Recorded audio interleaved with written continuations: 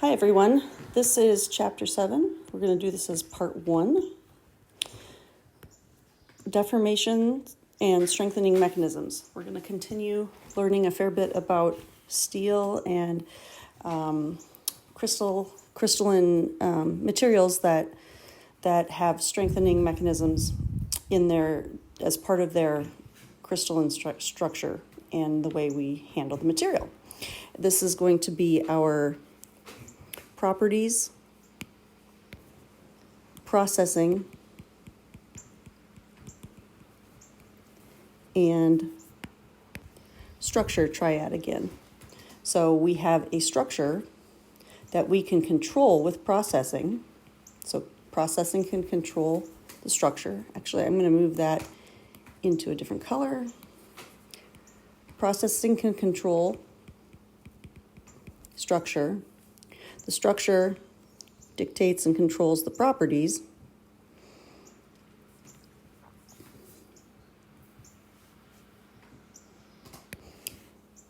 And what's kind of cool about it is because of our design needs, we know the properties, we can choose the processing.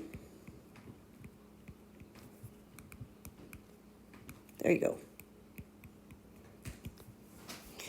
So this is kind of how we think through this property, processing, structure triad for all materials, but specifically for metals. We're going to keep moving in that direction and stay looking at those. So how are these how is strength, the properties, and the dislocation motion related? So we'll start looking at what is this dislocation as part of the structure and properties, and why does heat alter strength and other properties. So we'll start looking at our processing side of it.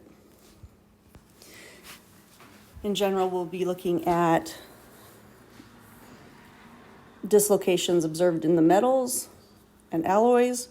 We're going to look at how strength is increased by making the dislocation motion difficult. We're going to increase strength by doing these multiple different processing. And then we'll look at heat treating as another processing option, but we're going to experience a different type of change in the structure and properties. So we have our strength, or our properties, and then finally our structure.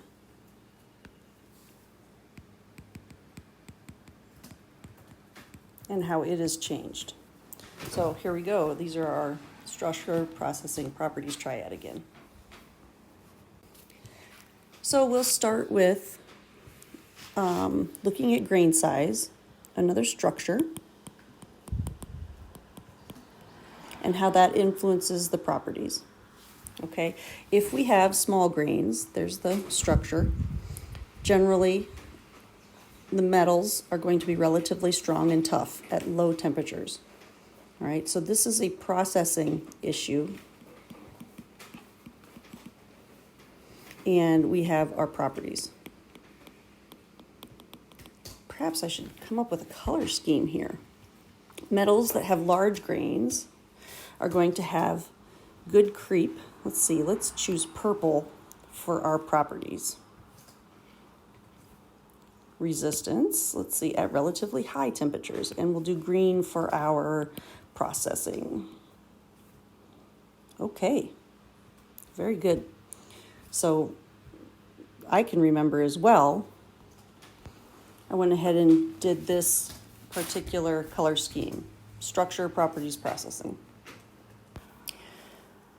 One of the properties that we're going to want to look at is recrystallization temperature.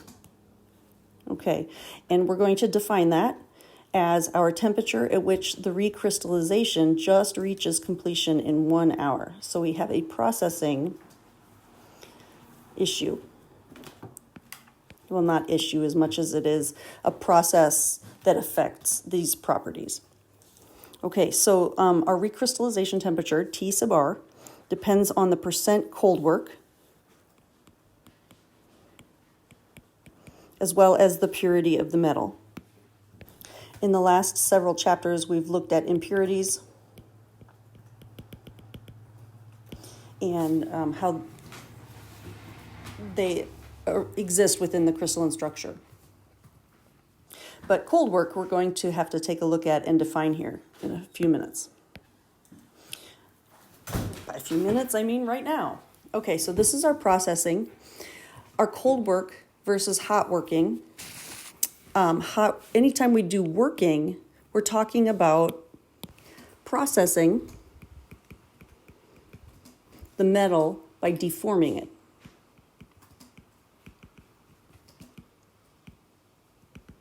And this is a specific, two different kinds. Hot working is going to be when we deform the metal above the recrystallization temperature, and cold working will be deformation below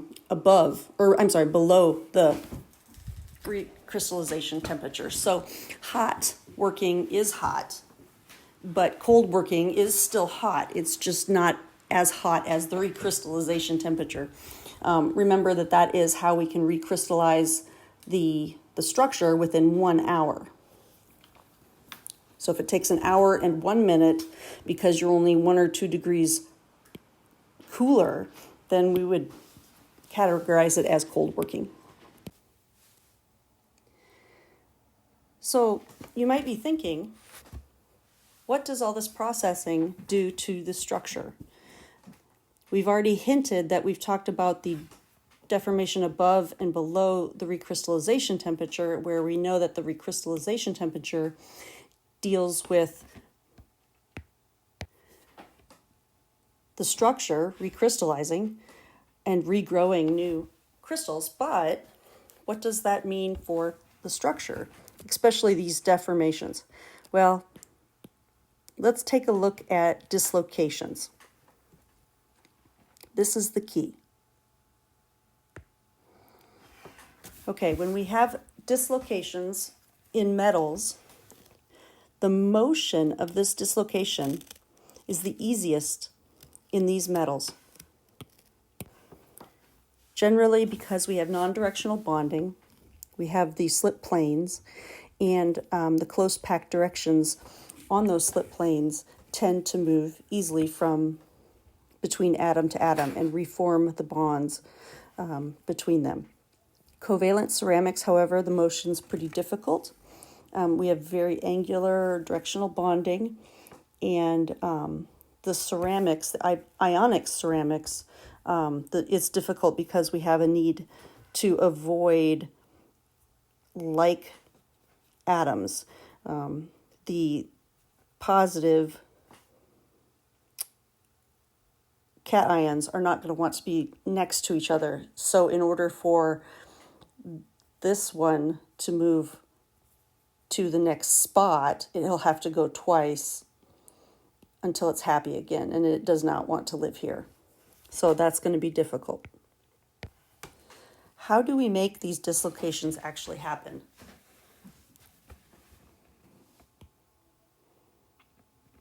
We do this, we make dislocations move when we plastically deform the material.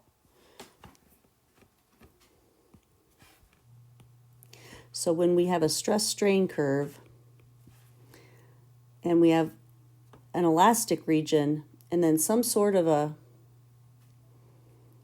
plastic region, this plastic region is how we get this deformation to happen. The plastic region is actually the dislocation moving through the structure, multiple structures, multiple crystals, and multiple dislocations moving. And that's how we actually get the inherent stretching of the material beyond elastic failure. Because the slip planes are moving and the atoms are actually rebonding to the next group, so the motion, the dislocation can move through it, you cannot recover fully this particular type of deformation. and thus it's not acting as a spring anymore because you're causing damage to the structure. When this happens in metals, we're going to call it slip. Okay, plastic deformation occurs by slip, where you have an edge dislocation, or this extra half plane of atoms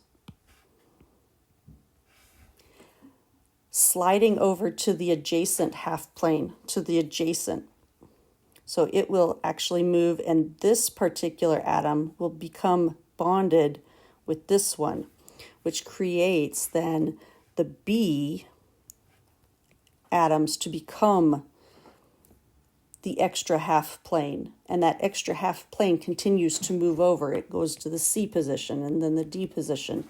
And it just keeps moving until afterwards it is at the end of the crystal.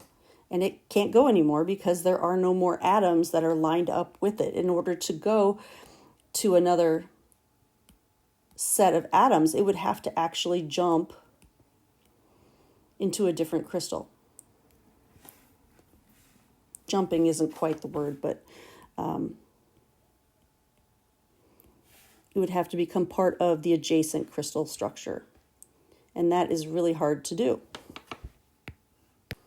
So what happens when this half plane comes up to the boundary and it can't move anymore? Well, if those dislocations can't move, then that plastic deformation doesn't occur. What if all crystals, slip planes have moved, all of the dislocations have moved to the edge and no longer can slip any further? Well, you're now at the point where you're stressing, instead of stressing the slip planes and moving them over, you're now stressing the actual bonds between the atoms themselves. And you're going to end up being at this back end of the curve. And you're going to end up coming to failure, because that's when rupture occurs. So let's look at what we mean by a slip plane. Dislocation motion in metals is when the dislocation is going to move along a slip plane in a slip direction. It's always going to be perpendicular to the dislocation line. We're going to define our slip plane to be the plane in which the slip is actually occurring. So if I were to want to extend out this plane that the arrow is within, this plane is an intersection of this entire crystal. Okay, let's take that off for the sake of clarity. Then we also have a direction of motion where we can take our dislocation, and as it moves in this plane in that direction, we have this is our slip direction on our slip plane. For an edge direction, you're always going to have the direction of motion parallel with the slip plane. Okay, and when we talk about the perpendicular direction, the direction is in fact perpendicular to the dislocation line. If this is the dislocation line, then looking down,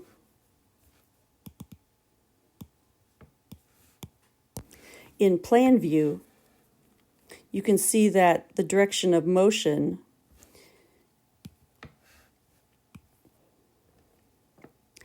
and the dislocation line that ended up after it moved here are in fact perpendicular.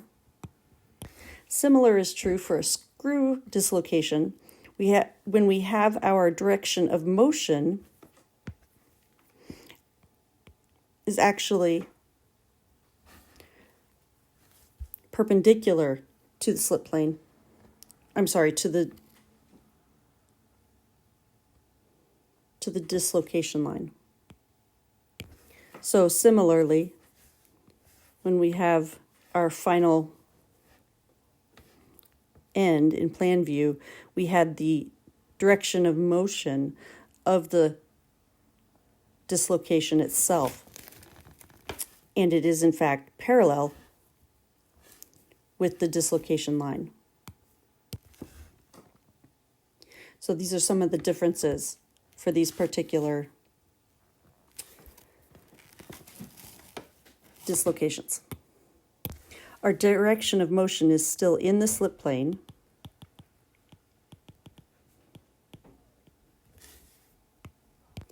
but it is now parallel with the dislocation line.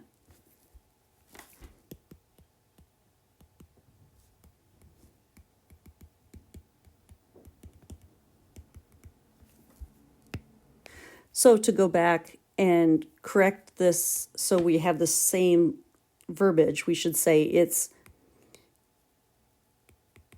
up here for the edge dislocation, it's in the slip plane, the direction of motion is, but the direction of motion is in fact perpendicular to the dislocation line.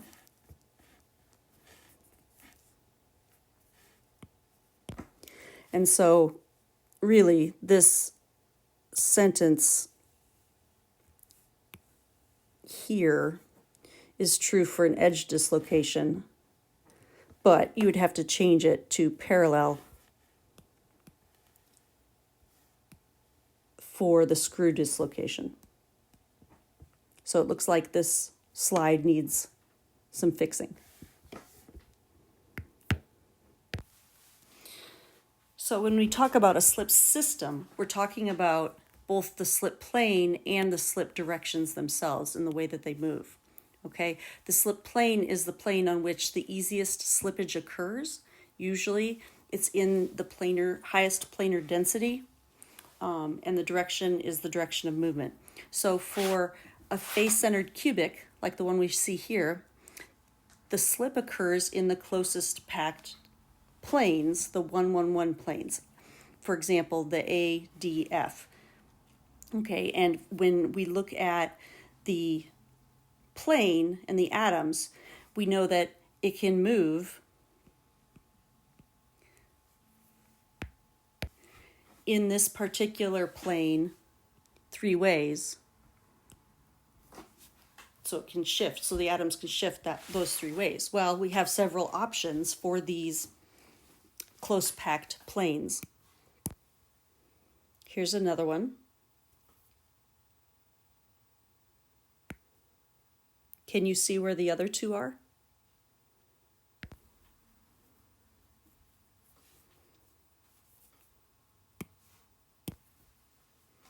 So if the first plane, we indicated 3 different directions of movement possible, and we have 4 different planes, then 12 systems are possible. Okay, now, but when you start doing body-centered cubic or the hexagonal close-packed, there are other slip systems involved. We're going to just take a look at this one. So we can see that moving atoms through these slip systems is going to take some force involved. And so we can start thinking about force over the slip plane area as a shear stress. When we want to resolve shear stress from, say, we'll have a tensile, for example, if we have a tensile specimen with a force applied to it, in this case, we're looking at a single crystal structure, and we put a force on it. There's the cross-sectional area, and we know from everything we've done so far that we have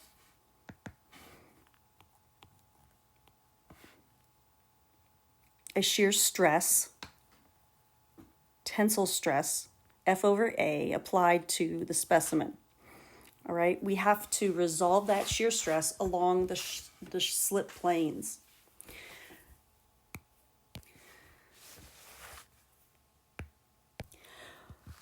What we mean by that is because the slip plane is not necessarily in the exact orientation of the applied tensile force, then we're going to have to calculate what is the actual force on the plane that is going to slip itself, and what is the area of that shear stress of that plane for the specimen.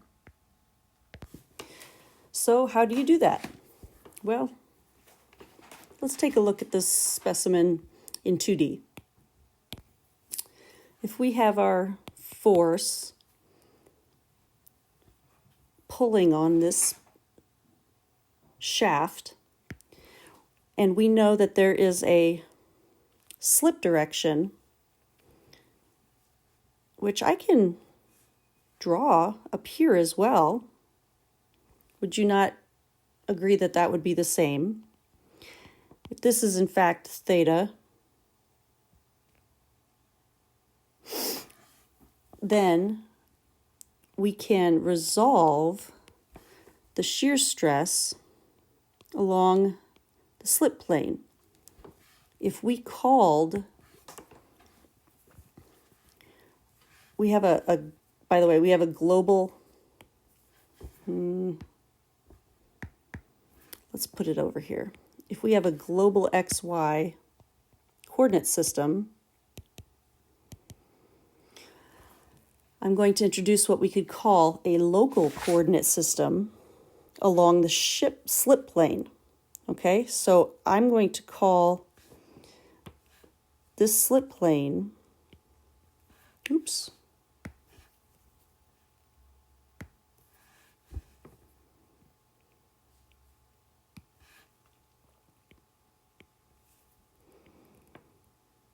okay, X prime and Y prime. And that will be the local coordinate system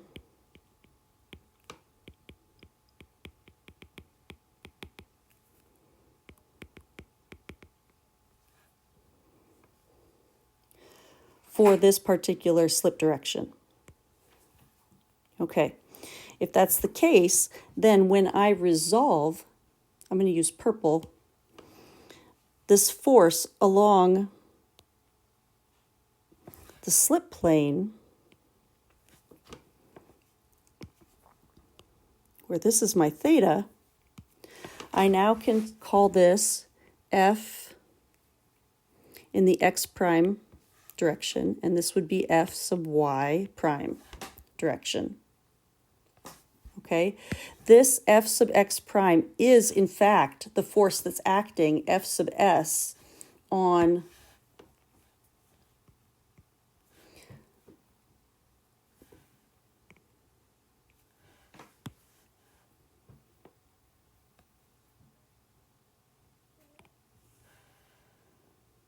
there we go, on the slip plane. And similarly, we can calculate the area of this particular member along this slip plane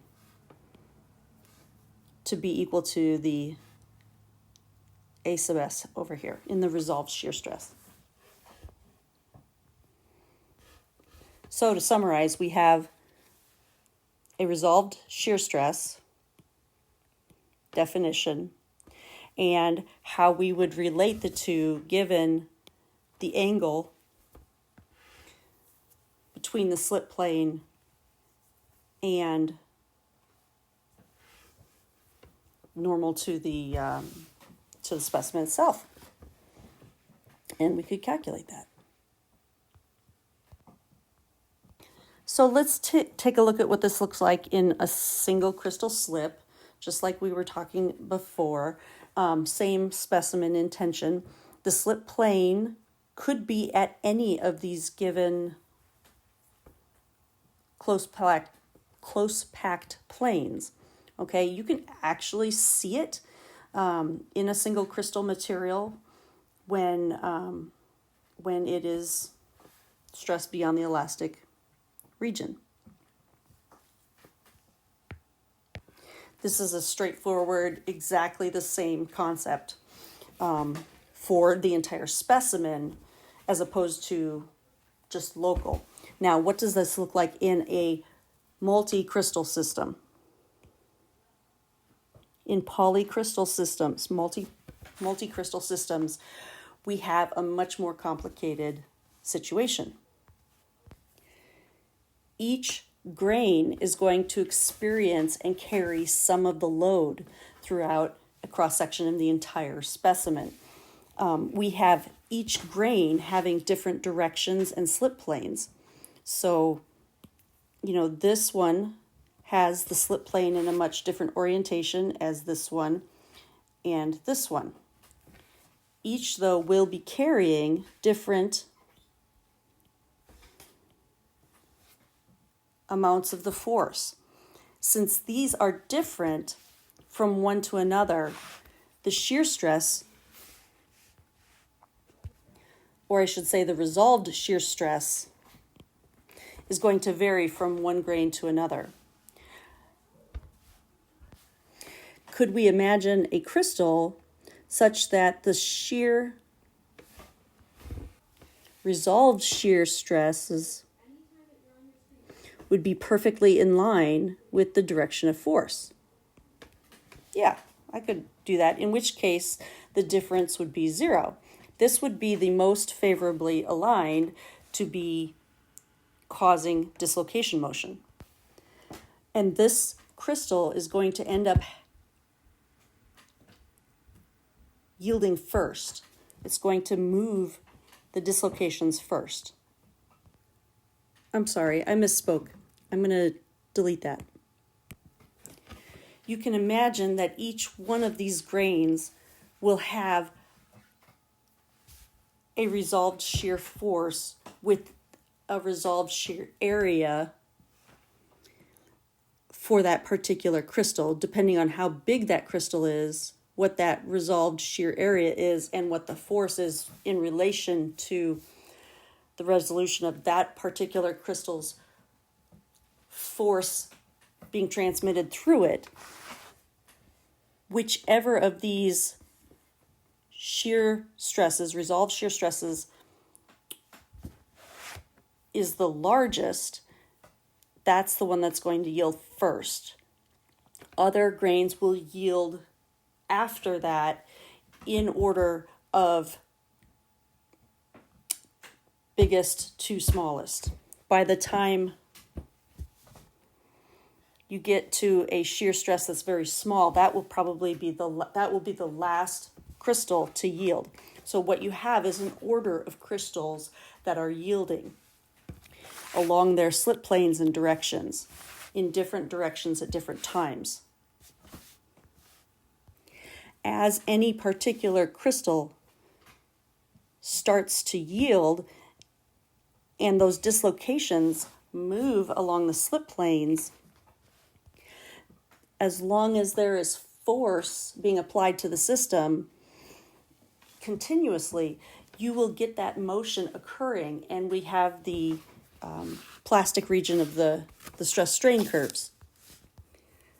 All of the dislocations in that given crystal will move until they are stopped at the edge of the crystal. As that happens, you may have multiple planes piling up at the edge of the crystal. As all of the planes in that crystal come to the edge and are stopped, then it can't yield anymore until you start to stress the bonds directly within that crystal. And so then it would move on to another crystal. And all of those dislocations would move until they reach the edge of the boundary of the crystal. And it will continue on like this. Because of this, you will have polycrystals being, their properties are that they are stronger than the single crystals. And overall, the grain boundaries are barriers to dislocation motion. So this is the key takeaway, and this is the how and why it happens.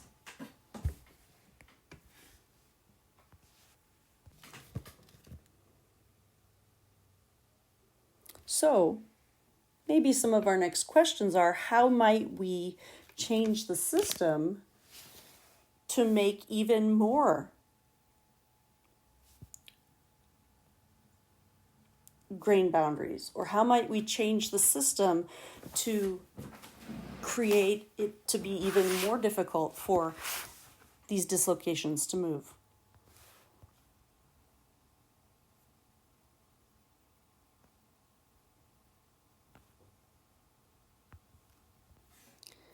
And so with that question, I'm going to go ahead and pause